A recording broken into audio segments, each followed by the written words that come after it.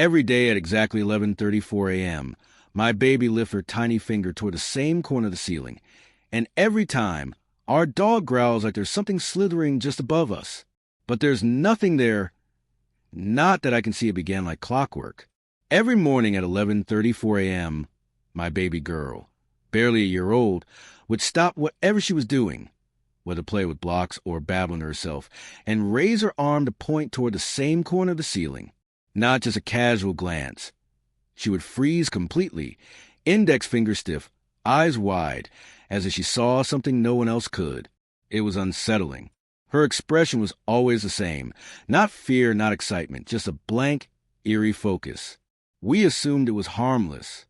Babies point at random things all the time, right? Maybe a shadow, a sound we couldn't hear, or simply her imagination. But then Max, our family's golden retriever, began reacting too. At first, Max would just lift his head and stare. But within days, he started growling, low, warning growls that rumbled from deep in his chest. Always at the exact same time, always when she pointed. He'd plant himself between the crib and that corner of the ceiling, like he was guarding her from something.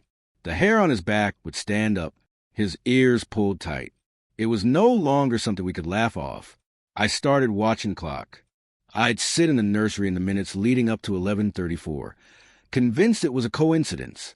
But no, it was precise, like an alarm inside her was going off. Then came the word. A week into the routine, she did it again, stopped mid-giggle, pointed, and stared. I sat with her that morning, holding her hand. I remember asking softly, "What do you see, baby?" She turned to me with a slow, serious blink and whispered, "Hiss." My skin prickled. That word chilled me to the bone. We had never spoken about snakes in front of her. She'd never seen one, not even in a cartoon. She could barely speak at all, and yet there it was, clear as day. From then on, I couldn't pretend it was random. Something was happening at that time, every single day. Something only my baby and my dog could perceive. And it wasn't just weird anymore. It felt, watched I needed answers. Either I was losing my grip on reality, or something in that room, something I couldn't see, was real. So I decided to test it. I bought a high-definition baby monitor with night vision and motion detection. I placed it discreetly on a shelf across the room, angled perfectly to catch the corner where my daughter always pointed. Then I waited. For 3 days, the camera recorded nothing out of the ordinary. Each morning, she pointed. Each morning, Max growled. But the footage was still no movement, no shapes, nothing unusual. I started doubting myself again. Maybe it really was just some odd coincidence.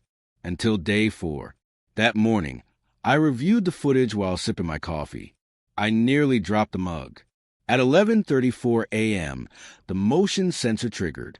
On the screen, I watched my daughter sit up, turn her head, and slowly raise her hand toward the corner, exactly like always. But this time, there was something else. It began as a distortion, like a shimmer in the air, barely visible at first. Then it coalesced into a form, long, thin, serpentine.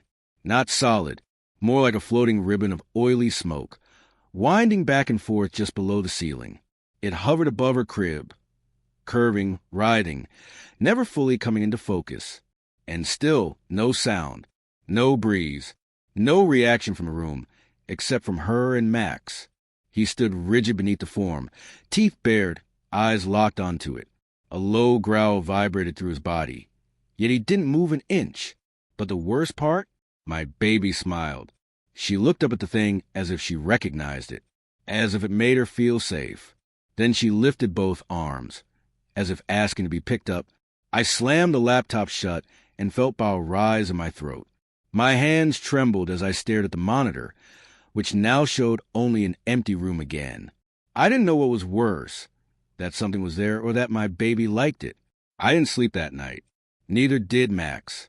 He stayed by her crib, ears twitching, watching that same cursed corner after seeing that footage.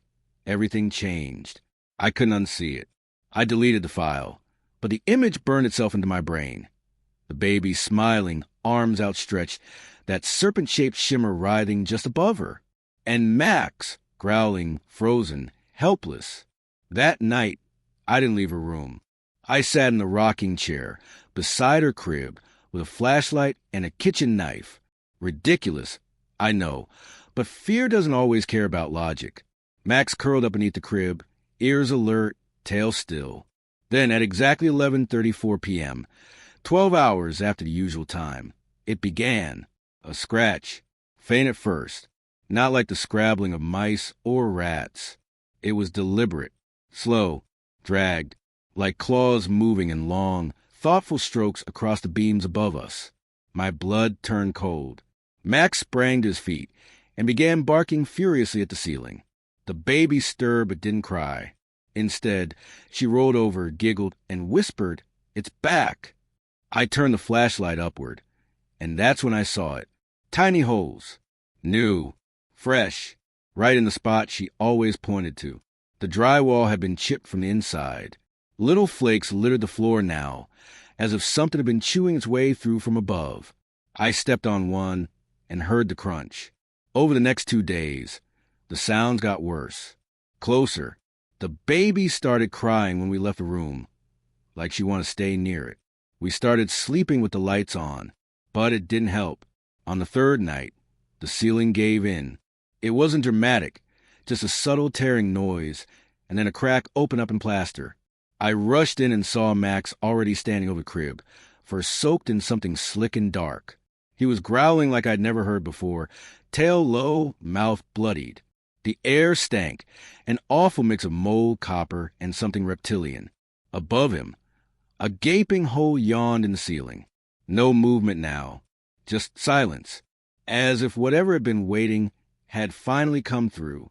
But Max had been ready. I looked at him, blood dripping from his snout, and knew this thing had made it into our world. But so had its enemies sometimes. Children and animals see what adults refuse to believe.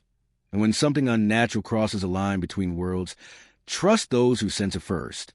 This story reminds us that danger doesn't always arrive with sound or shadow. Sometimes it arrives quietly, through routine. The ones we dismiss, babies, animals, instincts, are often our first and only warning.